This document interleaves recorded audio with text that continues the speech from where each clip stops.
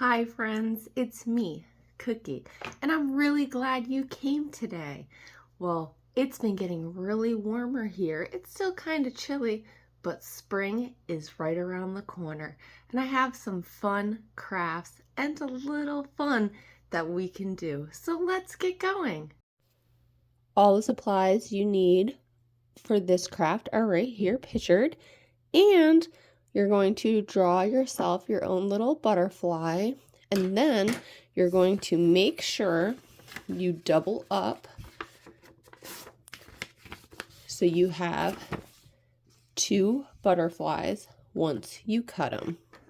Here we go. You're going to cut them, and that is what you should have, two of the same shape butterflies. Now we are going to decorate our butterflies any way you'd like. Put some spots. I like the color red, so I usually use it a lot. Now I'm done decorating my butterflies, and here's where the fun begins. Now we're going to flip these over and take our paper clip. This is the magnet, and we're going to put it right here. Put this on, and actually forgot to use the double tape. Because if you have double-sided tape, that actually works a lot better than glue for these. Put it on, and then they stick. Now, the thread, string, rope, whatever you have, take it, put it through, just like you're threading a needle, even though it's like a weight. Oh my goodness, that's so funny. It's like a huge, there we go. And you're going to take it, tie it. I really like this craft. It's one of my favorites just because how simple and fun it actually really can be for any kid of any age. There we go. And then you can cut off the excess. And so far, you have a pretty little butterfly. Now let's get it flying. Now, at the bottom of the string, I'm going to tape so it cannot go anywhere. Take the magnet, and you can make your butterfly fly. Ooh.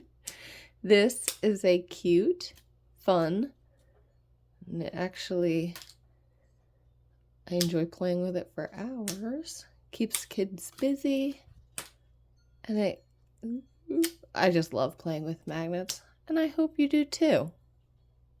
Well, friends, I hope you're having a great time so far. These are so much fun, and I do have some more exciting spring things to do. So let's go. We're going to make spring flowers using toilet paper, and markers, glue. You're going to take the square toilet paper roll, fold it again, then make sure it's pretty lined up. Then you're going to take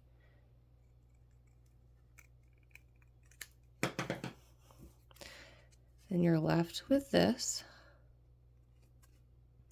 Now you're going to take and you're going to color.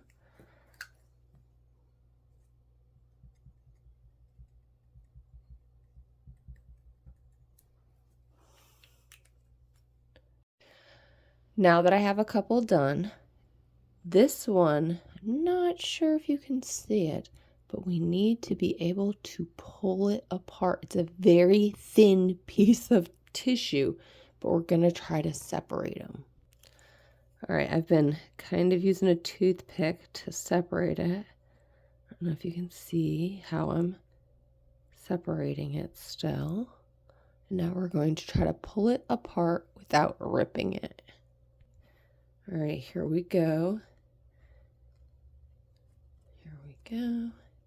Ha! This is what we need because we're going to fold these in half. And that is going to be the start of our flowers.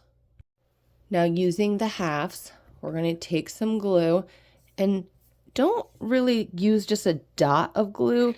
We need it to, I don't know if you can see that, but that's a really good size, because you're going to stick them in like that. And we need the glue to seep through, because we have, like, this is just the first layer of the flower.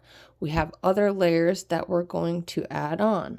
So once we squirt them in, we're going to move these layers around and turn it into a really pretty flower.